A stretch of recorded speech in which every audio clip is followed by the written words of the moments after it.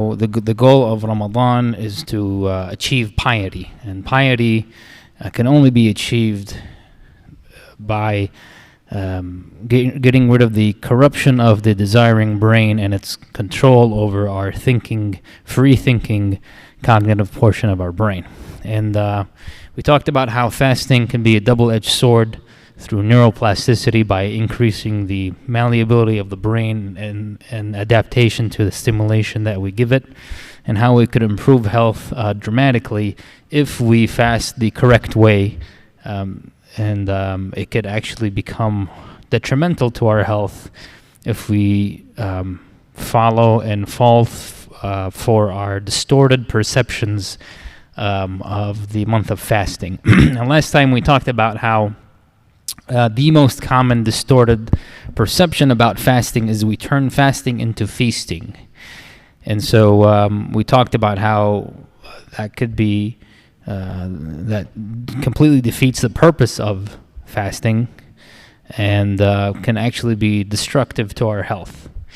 We've also talked about in the past about how mental illness is on the rise. From one generation to the next. Our generation, about 20% of people have mental illness. And the teenagers, the next generation, are about 50%. And what you notice about the most of the teenagers is if you take any random teenager and if they're not doing anything and ask them, how do you feel? Most likely, they're going to tell you what? I'm bored. You hear that all the time. And this boredom is a very interesting phenomenon. It wasn't something that was very common in the past. And as a matter of fact, the more materialistic our society has become, and the more consumptive it has become, the more this boredom phenomenon has risen and become very common. And you can tell it's more common amongst the younger generation than it is in the older generation. I mean, if you see that an elderly person and you ask them, how often are you bored? Even though they might not be doing much at all, it's very rare that they'll actually say that they feel that. So what is boredom? And this has a lot to do with Ramadan and how Ramadan takes care of that. Boredom is the feeling of dissatisfaction and emptiness as a direct result of, immediate result of withdrawal from the stimulation of our desiring brain. So unless we're actively engaging our desiring brain in something that it enjoys, for teens it's mostly video games, or some kind of visual stimulation, or eating, or shopping, or whatever your behavioral addiction is, unless you're actively engaged in that, you're going to be your desiring brain is going to be like, okay, I need more of this, or I need something else. I want this, I want that. And unless you're actively feeding that, it's going to be dissatisfied. And when you have this imbalance where it's controlling the way you think, you're convinced that you're dissatisfied. And therefore you declare, and people declare that they're bored. And so what do they do? What do most people do when they're bored? If you take a random person in society and you say, what do you usually do when you're bored? 9 out of 10 people, or even more, will say, I'll seek entertainment, right? I mean, if somebody's bored, it's not very common that you'll find somebody who's going to go say, I don't know, I'm bored, I'm going to go do some calculus. Or I'm bored, I'm going to go read something beneficial for me. Some people do that, but that's rare. Most people would be like, I'm going to entertain myself. I'm going to watch a movie. I'm bored, let's go shopping. Very common amongst, unfortunately, the sisters. Not shopping because you need something, shopping just for boredom. Let's go spend money. I don't know what else to do. SubhanAllah. And this is a clear sign that your desiring brain is in complete control of the way you think, because the decisions you make are based on that. And as a matter of fact, most people live or dedicate a huge chunk of their life just to satisfy this boredom. So they work all year so that they have this vacation or buy this vehicle or mansion or whatever materialistic thing, and it's just one materialistic thing after another, after another, after another. And the more you feed your desiring brain with these materialistic desires, the more it wants. And so Ramadan comes to break this cycle, because the more you feed the desiring brain, the more it wants, and the more you give it, the more it wants, the more you give it, until at one point there's not much to give it. So people who are the wealthiest, who have satisfied themselves in every possible way imaginable, at one point, there's only finite things you can do for satisfaction and entertainment. At one point, you're going to do everything, and then there's nothing else to do. And so the long-term effect of that is depression, because you can't get satisfied anymore, and anxiety, worrying about not getting satisfied anymore. And that's why 50% of the teens today are depressed, anxious, and the other 50% are bored. I guarantee you that. So if you keep going this way, pretty soon it'll be 100%, because it went from 20 from our generation to 50. It pretty much more than doubled.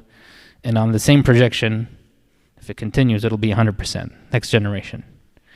So Ramadan comes to break this cycle.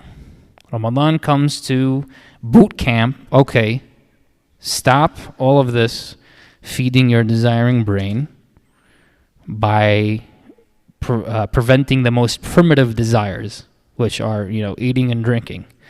Every creature who has a desiring brain requires this to survive, and it's hardwired into us. When somebody's born, immediately they want to feed.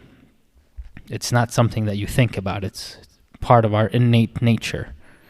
And so if Ramadan gives us a chance to control that.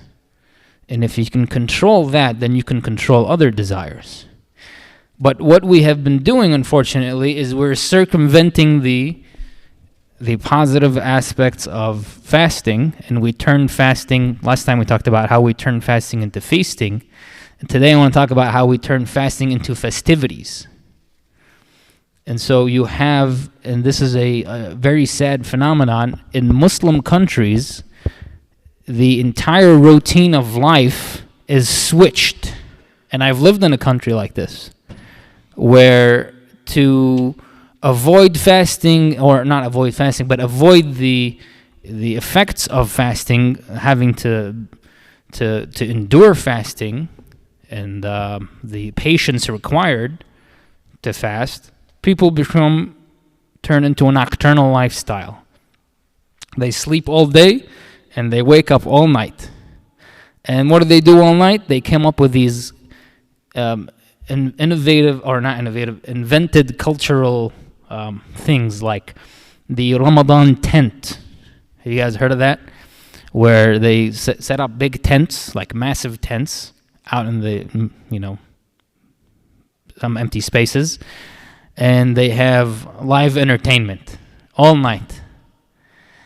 And it's very interesting, because they don't do that usually outside of Ramadan.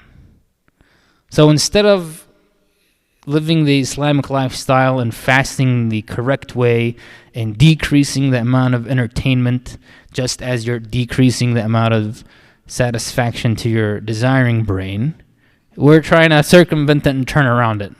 And now we come up with these strange things, and many cultures, at least in the Middle East I know for sure, TV shows and soap operas wait until it's Ramadan until they launch.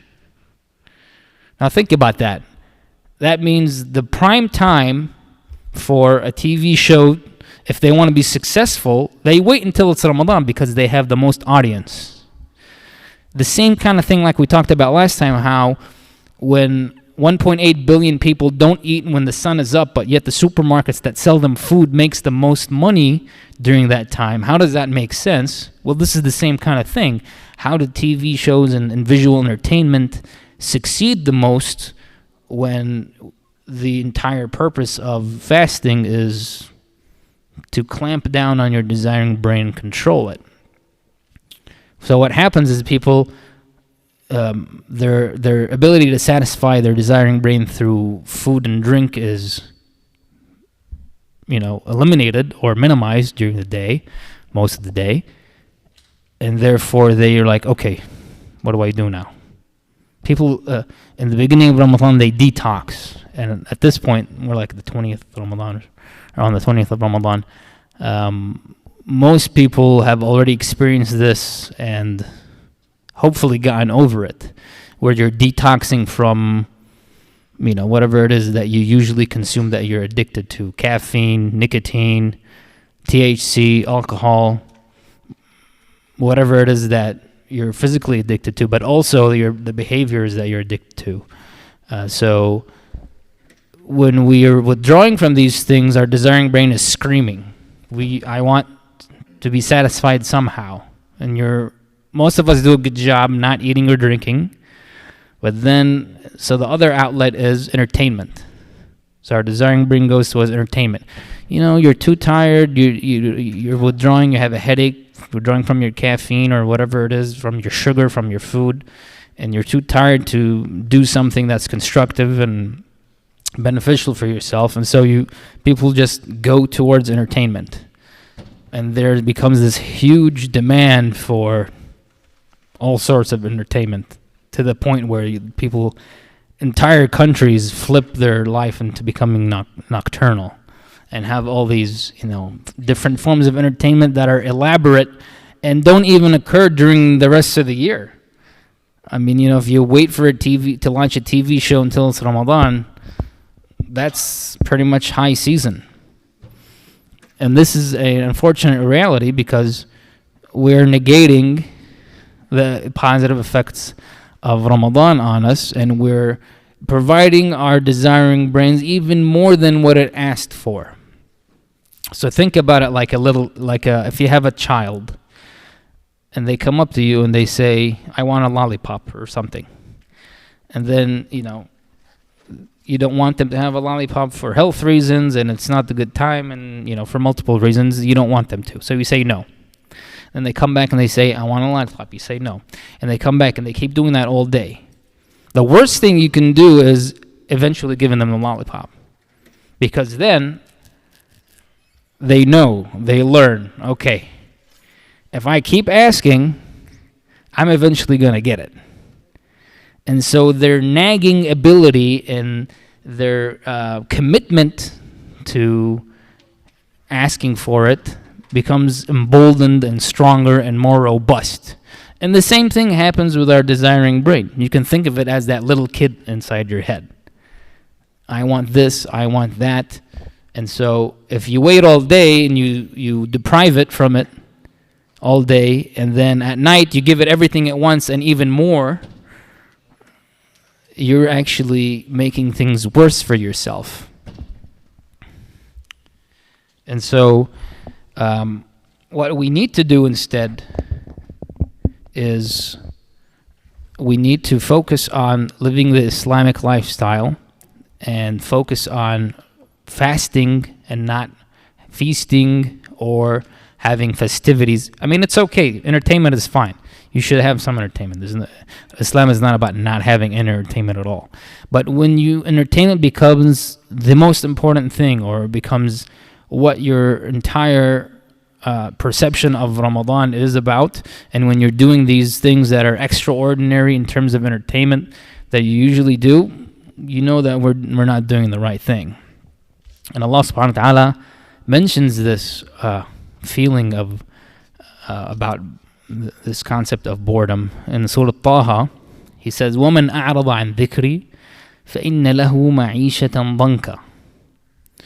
And from those who avoid my remembrance, the remembrance of Allah and the Islamic lifestyle, so those who avoid the Islamic lifestyle, and circumvent Ramadan and turn into nocturnist entertainment,